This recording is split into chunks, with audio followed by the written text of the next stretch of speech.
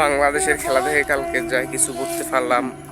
এখানে রেফারির একটা ভুলের কারণে কালকে শুধুমাত্র বাংলাদেশ হারছে।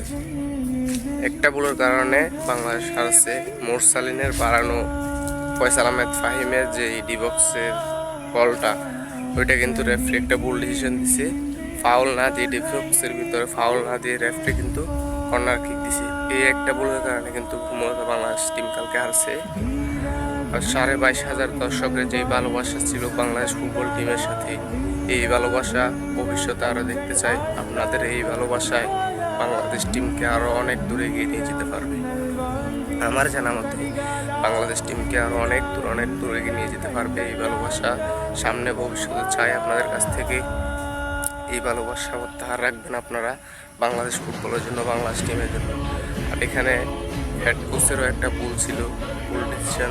জামাল ভুঁইয়া বলতেছিল আমাকে 10 মিনিটের জন্য হলেও মাঠে সুযোগ দেন।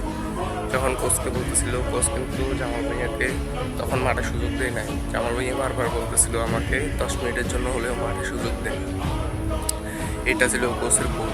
দ্বিতীয়ত কোচ তারপর জুনিয়র সোহেলকে, সিনিয়র সোহেল রানাকে তাদেরকে কিন্তু খেলায় নেয় মাঠে, এটা ছিল ভুল। তো সব মিলিয়ে কালকে এই দুইটি কারণে বাংলাদেশ টিমের হার। আর সামনে বাংলাদেশ টিমের আরও অনেক খেলা আছে। এই প্রত্যাশা রাখবেন যে বাংলাদেশ টিম সামনে ভবিষ্যতে আরও ভালো কিছু করবে, বাংলাদেশের জন্য ভালো কিছু করবে। সবার জন্য দোয়া রাখবেন, বাংলাদেশ টিমের জন্য দোয়া রাখবেন, বাংলাদেশ টিমের জন্য প্রত্যাশা রাখবেন। বাংলাদেশ টিমকে এইভাবে, ফুটবল টিমকে এইভাবে সাপোর্ট করে যাবেন। 22,500 দর্শকের যে সাপোর্টটা, এটা ফেলে বাংলাদেশ টিম আরও ভালো কিছু করতে পারবে, উন্নত হবে বাংলাদেশ টিমে। তো সব মিলিয়ে যায় হলো বাংলাদেশ টিমের ব্যাট লাক কালকে।